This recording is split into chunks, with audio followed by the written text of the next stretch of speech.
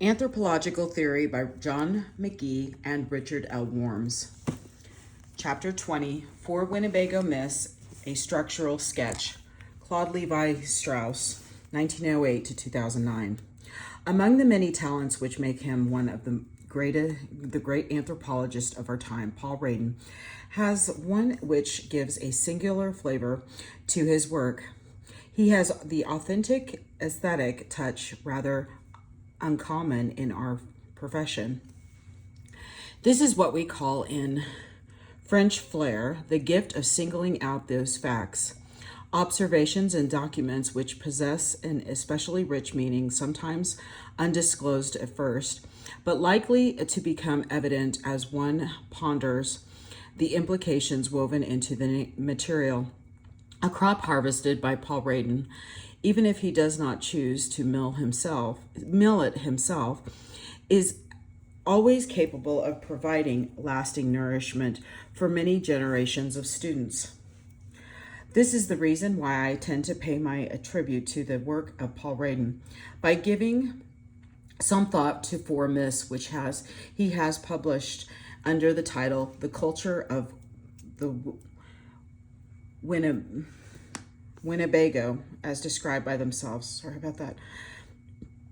Although Radin himself pointed out in the preface, in publishing these texts, I have only one object in view: to put at the disposal of students authentic material for the study of Winnebago culture. And although the four myths were each obtained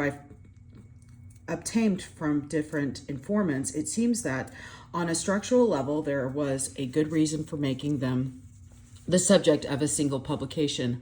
A deep unity underlies all four, notwithstanding the fact that one myth, as Radin has shown in his introduction and notes, appear to differ widely in content, style, and structure from the other three. My purpose will be to analyze the structural relationships between the four myths and to suggest that they can be grouped together not only because they are part of a collection of ethnographic and linguistic data referring to one tribe, which Radin too modestly claimed to as his sole purpose, but because they are the same genre, i.e., their meanings logically complement each other. The title of the first myth is The Two Friends Who Became Reincarnated, the origin of the Four Nights' Wake. This is the story of two friends, one of them a chief's son, who decide to sacrifice their lives for the welfare of the community. After undergoing a series of ordeals in the underworld, they reach the lodge of Earthmaker, who permits them to become reincarnated and to resume their previous lives among their relatives and friends. As explained by Radin in his commentary, there is a native theory underlying the myth. Every individual is entitled to a specific quota of years of life and experience. If a person dies before his time, his relatives can ask the spirits to distribute among them what he has failed to utilize. But there is more in this theory than meets the eye. The unspent lifespan given up by the hero when he lets himself be killed by the enemies will be added to the capital of life, set up in trust for the group. Nevertheless, his act of dedication is not entirely without personal profit. By becoming a hero, an individual makes a choice.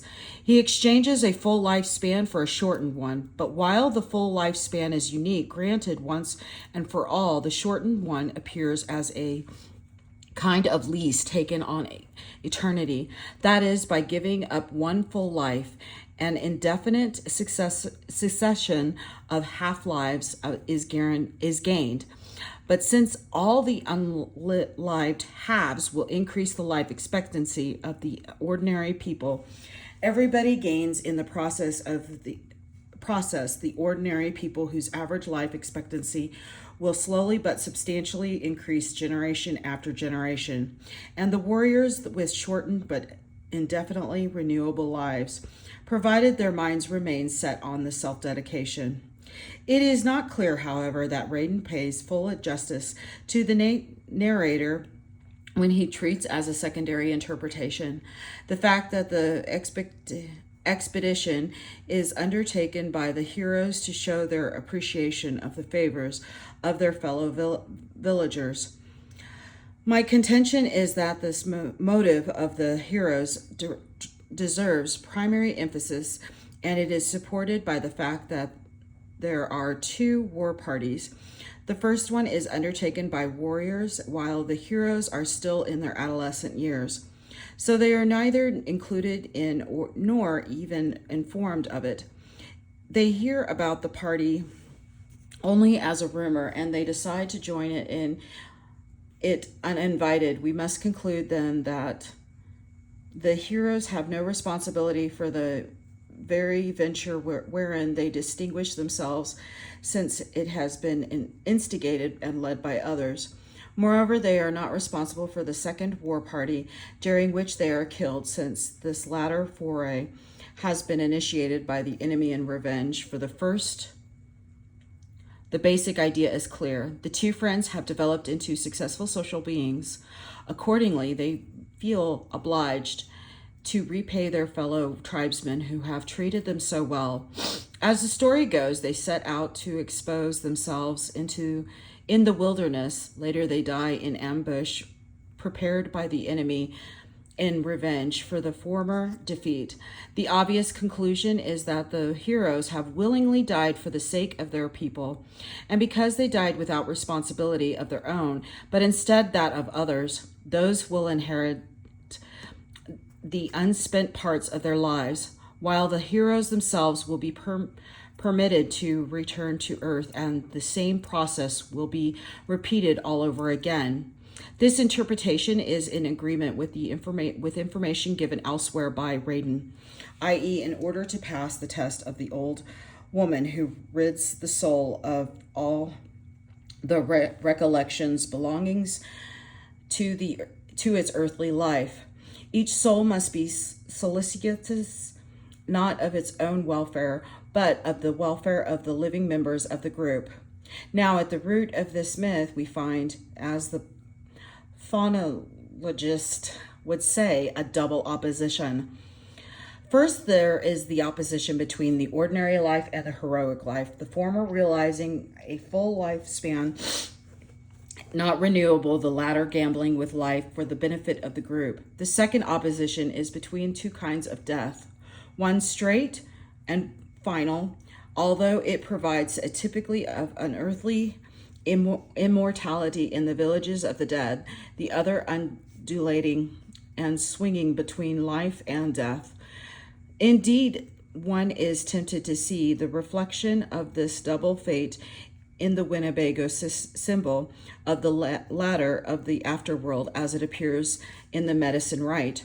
One side is like a frog's leg, twisted and dappled with light and life. The other like a red cedar, blackened from frequent usage and very smooth and shiny. To sum up the meaning of the myth so far, if one wants a full life, one gets a full death. If one renounces life and seeks death, then one increases the full life of his fellow tribesmen, and moreover secures for oneself a state composed of an indefinite series of half-lives and half-deaths. Thus, we have a triangular system. And here is the diagram. I'll kind of cue in closer on that. The second myth, entitled The Man Who Brought His Wife Back from Spirit Land, is a variation on the same theme. Although there is a significant difference involved, here too we find a hero, the husband ready to sacrifice his unspent lifespan, not as in the first myth, for the benefit of the group, but rather for the benefit of only one individual, his beloved wife. Indeed, the hero is not aware at first that by seeking death he will secure a new lease on life. For both his dead wife and himself, had he been so aware, and this holds equally for the protagonist in the first myth, the essential element of sacrifice would have been missing. In both cases, the result is similar. An altruistic loss of life means life regained not only for the self-appointed victim, but also for the one or more persons to whom the sacrifice was consecrated. The third myth, the journey of the ghost to spirit land, as told in the medicine rite, belongs, as the title suggests, to a religious society. It explains how the members of the medicine rite after death undergo, as do the protagonists of the other myths, several tests in spirit land which they overcome, thus gaining the right to become reincarnated. At first sight, the situation seems to differ from the others, since nobody sacrificed in his life. However, the members of the medicine rite actually spend their lives in symbolic sacrifice, as Radin has shown in the Road of Life and Death and elsewhere. The medicine rite follows the familiar pattern of letting oneself be killed and then revived. Thus, the only departure consists in the fact that whereas in the first and second myths, the heroes are willing to die once, and so they are anticipate permanently the heroes of the third myth. The members of the rite repeatedly, though symbolically, have trained themselves to self-sacrifice. They have, so to speak, mithridatized themselves against a full death by renouncing a full ordinary life, which is replaced in ritual practice by lifelong succession of half-lives and half-deaths. Therefore, we are entitled to assume that in this case too, the myth is made up of the same elements, although ego and not in another person nor the group as a whole is conceived as the primary beneficiary. Let us now consider the fourth myth, how an orphan restored the chief's daughter to life, a tale which has given Radin some concern. This myth, he says, is not only different from the other three, its plot appears unusual relative to the rest of the Winnebago mythology. After recalling that in his book, Method and Theory of Ethnology, he suggests that this myth was a version altered almost beyond recognition of a type which he then called Georgian myths. He proceeds to explain in the culture of the Winnebago why he can no longer support his earlier interpretation. It is worthwhile to follow closely Radin's new line of reasoning. He begins by recapitulating the plot. Such a simple plot, he says, that there is practically no need for doing so. The daughter of a tribal chief falls in love with an orphan, dies of a broken heart, and is then restored to life by the orphan, who must submit to and overcome certain tests, not in spirit land, but here on earth, in the very lodge in which the young woman died. If this plot is simplicity itself, where do the moot points lie? Radin lists three, which he says every modern Winnebago would question. 1.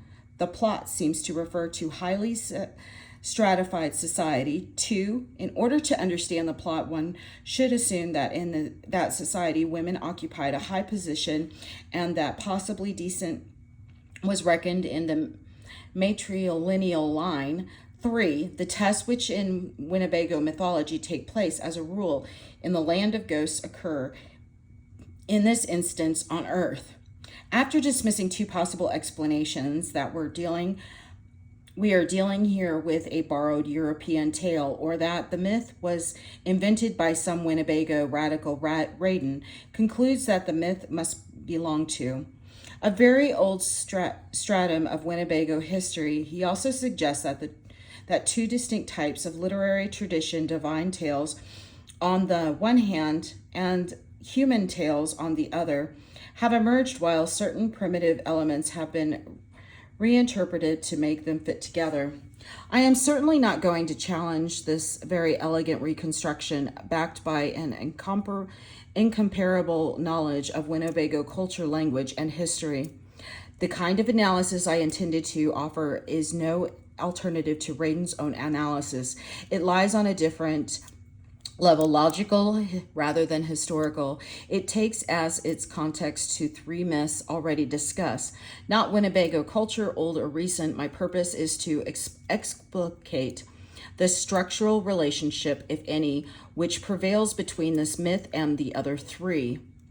First, there is a theoretical problem which should be noted briefly. Since the publication of Boaz, Tishman mythology anthropologists have often simply assumed that a full correlation exists between the myths of a given society and its culture. This, I feel, is going further than Boaz intended. In the work just referred to, he did not suppose that myths automatically reflect the culture, as some of his followers seem always to anticipate.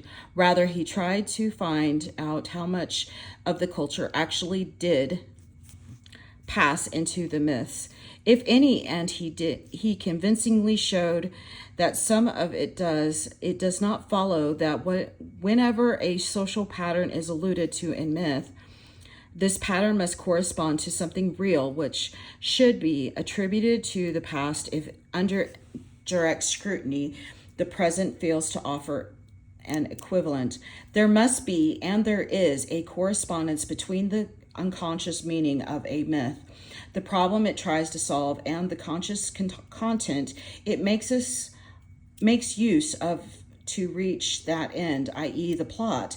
However, this correspondence should not always be conceived as a kind of mirror image.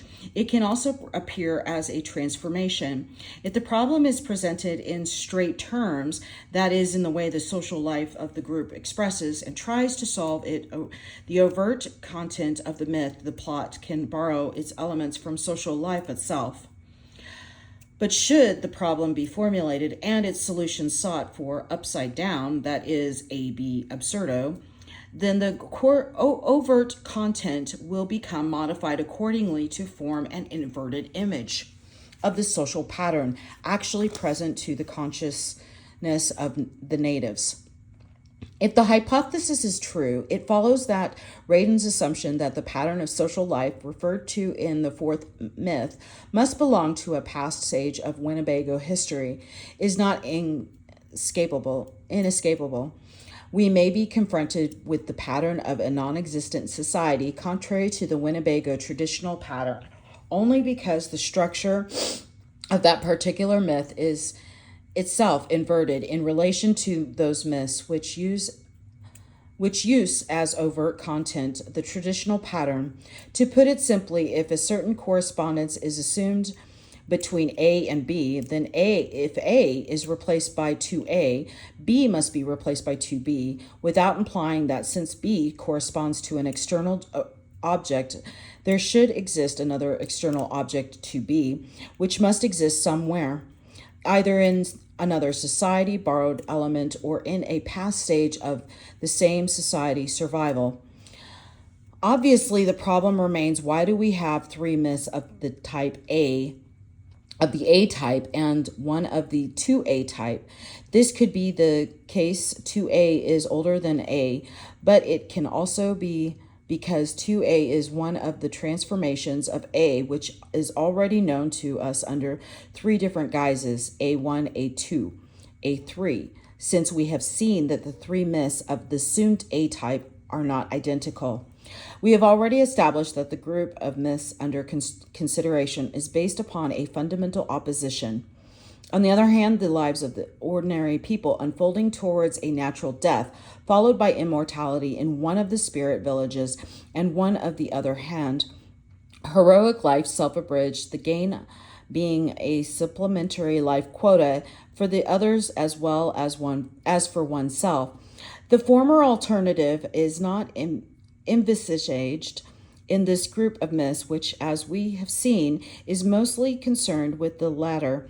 There is, however, a secondary difference which permits us to classify the first three myths according to the particular end assigned to the self-sacrifice in each. In the first myth, the group is intended to be the immediate beneficiary. In the second, it is another individual, the wife. And in the third, it is oneself. When we turn to the fourth myth, we may agree with Braden that it exhibits unusual features in relation to the other three. However, the difference seems to be of a logical more than of a sociological or historical nature. It consists a new opposition introduced within the first pair of opposites between ordinary life and extraordinary life. Now there are two ways in which an extraordinary phenomenon may be constructed as such. It may consist either in a surplus or in a lack. While the heroes of the first three myths are all overgifted through social success, emotions, or wisdom, the heroes of the fourth myth are, if one may say so, below standard, at least in one respect.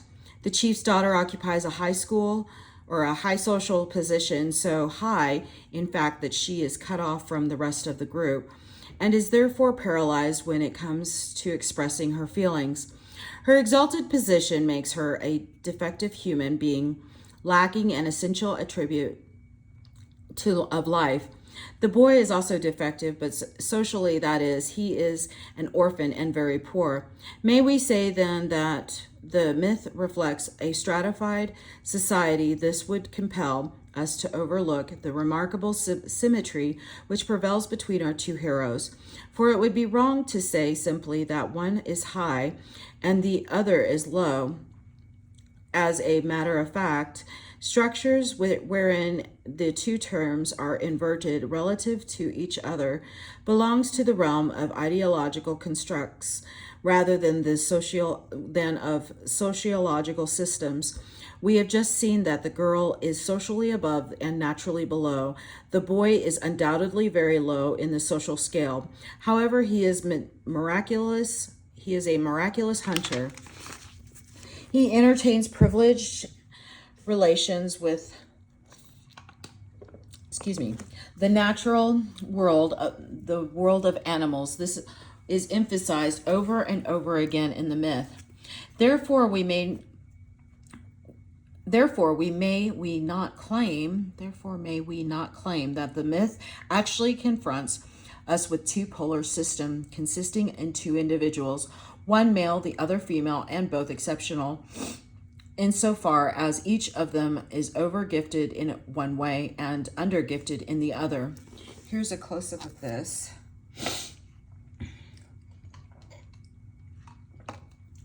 Diagram 2. The plot consists in carrying this little disequilibrium to its logical extreme.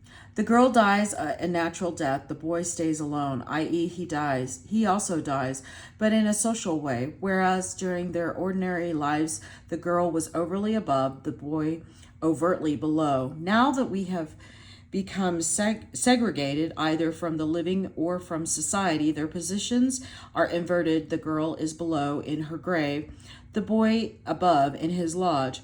This, I think, is clearly implied in a detail that stated by the narrator, which seems to have puzzled Raiden.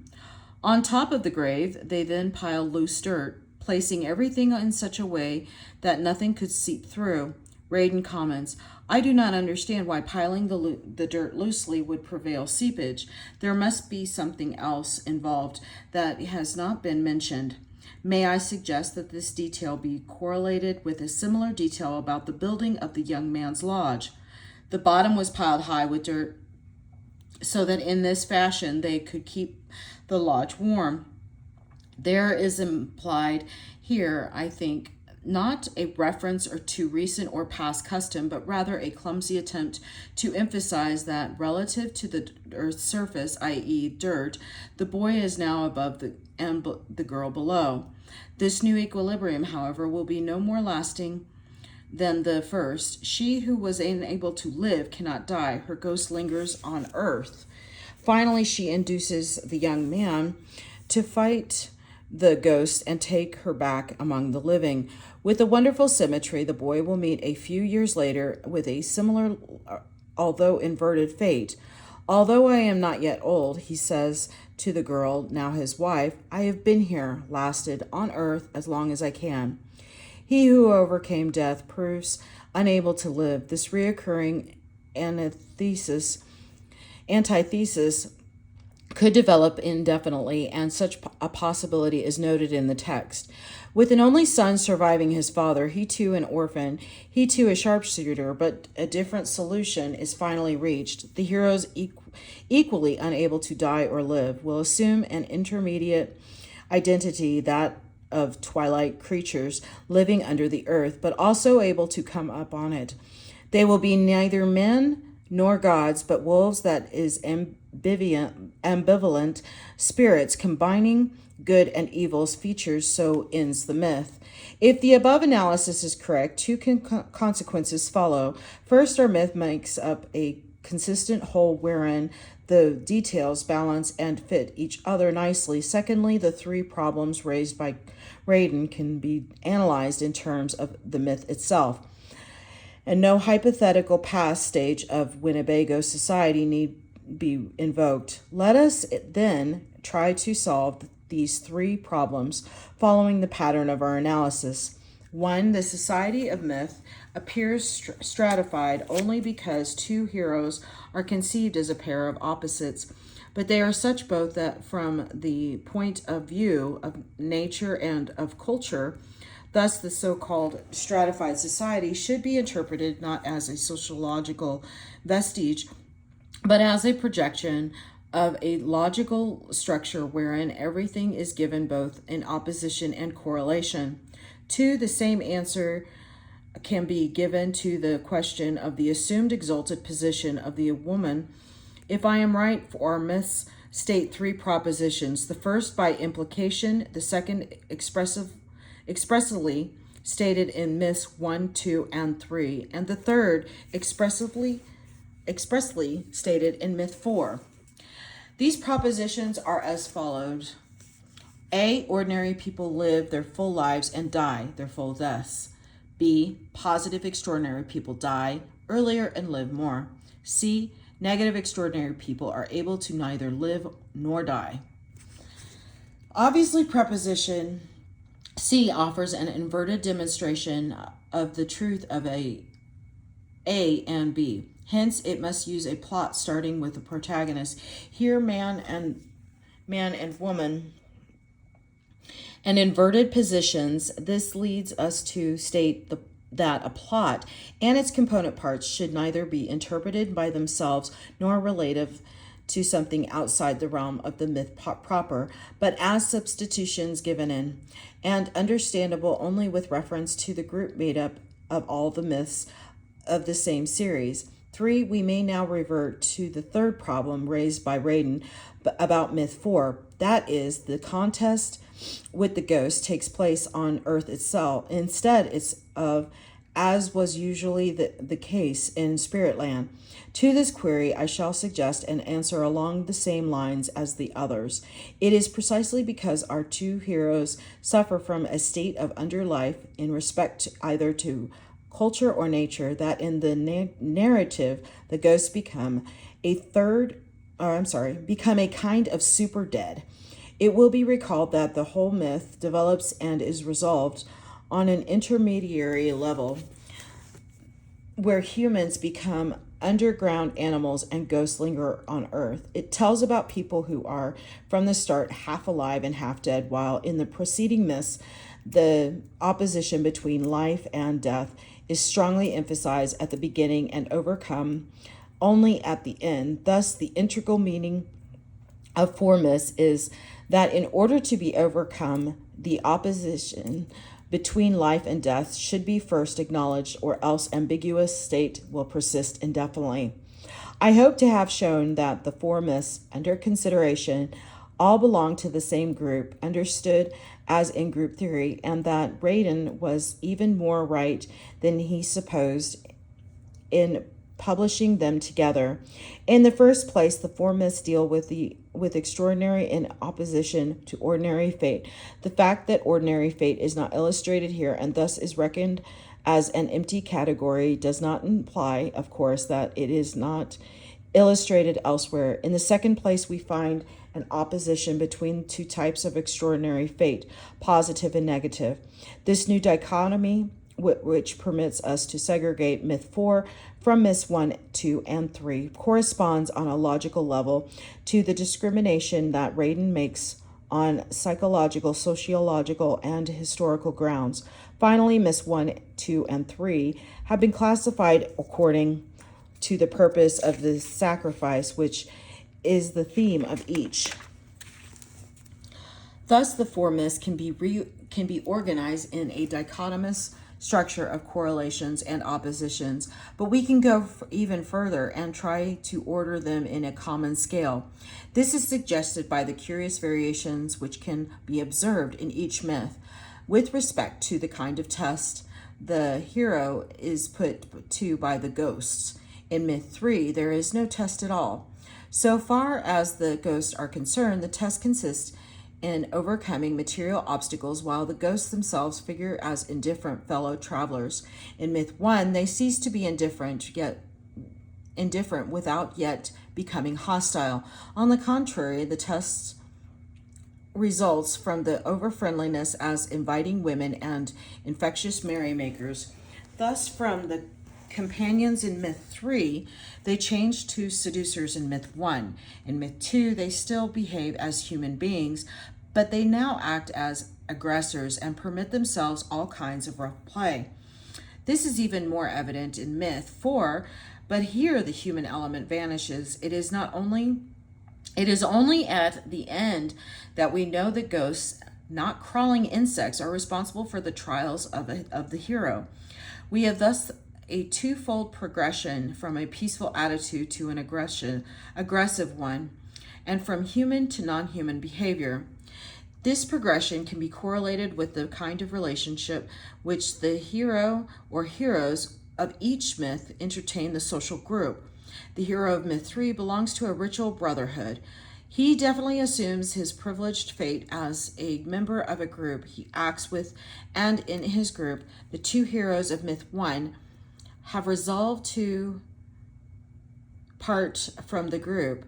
But the text says repeatedly that this in order to find an opportunity to achieve something beneficial for the fellow tribesmen, they act therefore for the group. But in myth 2, the hero is only inspired by his love for his wife.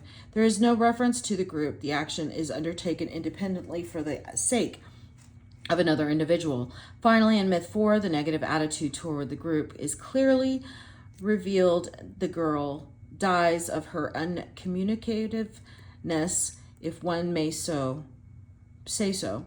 Indeed, she prefers to die rather than speak. Death is her final exile. As for the boy, he refuses to follow the villagers, and when they decide to move away and abandon the grave, the segregation is thus willfully sought on all sides.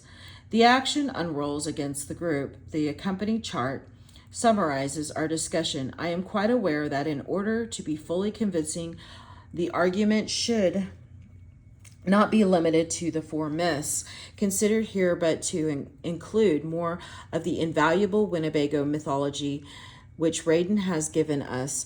But I hope that by integrating more material, the basic structure outlined has become richer and more complex, without being impaired by singling out one book with which its author would perhaps consider a minor contribution. I have intended to emphasize in an indirect way the fecundity of the method followed by Radin and the lasting value of the problems he poses for anthropologists.